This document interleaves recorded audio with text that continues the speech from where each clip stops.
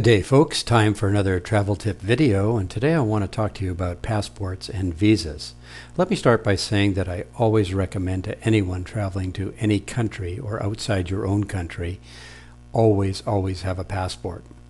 And just to be safe, make sure that your passport is good for at least 6 months from the time you return from your destination. That's usually a requirement. Sometimes it's longer. So always travel with a passport. Now, what I'm often asked is, do I need a visa to go somewhere? I want to show you a site that I use quite often and I really like. It's called travisa.com, travisa.com,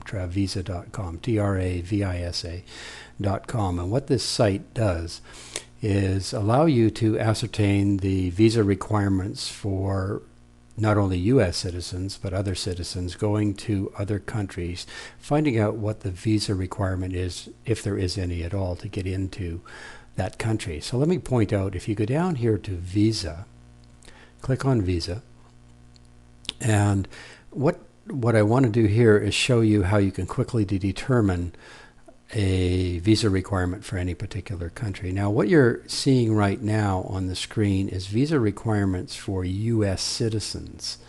What I do want to tell you, though, is up top there is a section for non-U.S. citizen information. So let's do this just for U.S. citizens, and then when you go to this site, you can certainly work through it for non-U.S. citizens. So for example, just to make this simple, let's say we want to go to Aruba. And if you come over here, you'll see the tourist and business requirements, and you'll see that a passport is required, and that if you're traveling to Aruba for business or as a tourist, a visa is not required. If you look below that with Australia, whether you're traveling for tourism or business, you'll see yes, there is a passport required, and you'll also see that there's a visa required.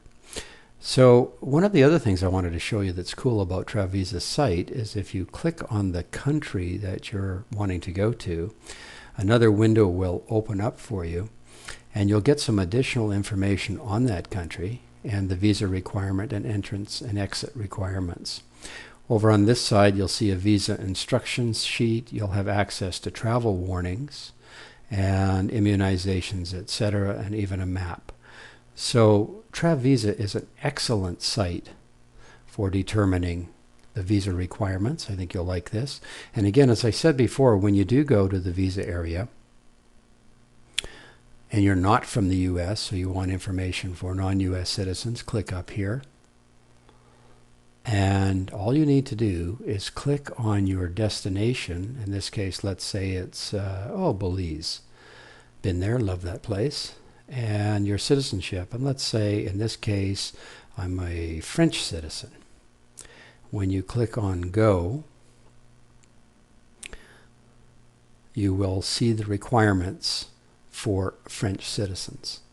So very simple to use. Travisa answers a lot of questions about visas. Let me leave you with this final thought, though.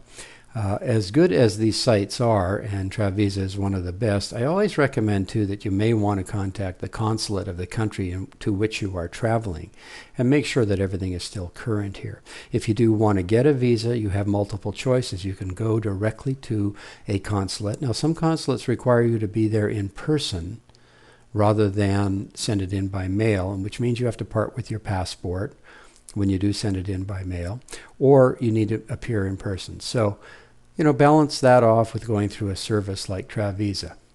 In any event, this should help you answer those questions. Get yourself a passport, bookmark this site, and you'll know exactly where to go to get visa information. Thanks, have a great day, and keep on traveling.